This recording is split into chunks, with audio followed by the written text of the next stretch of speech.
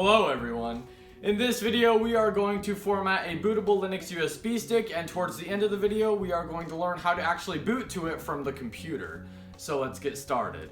All you need is the ISO file of the Linux distro you want to flash, a USB flash drive at least 4 GB in size, and a computer with a USB port to create the bootable drive. Fair warning, all data on the USB drive will be erased beyond recovery, so please make sure there's no important data on the USB stick. Alright, step 1 is to download the ISO file of the Linux distro you want. So I already have my Linux Mint ISO file downloaded and ready to go. Step 2 is downloading Etcher, which is the software we will use to flash the USB stick. Open a web browser and go to balena.io/etcher and click the download button.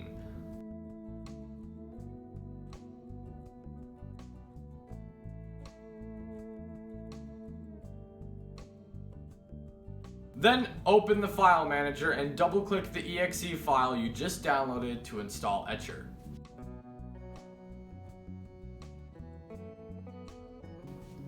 Now on to step 3, creating the bootable USB. After the installation process has completed, open up Etcher and plug in the USB drive. Choose your ISO file,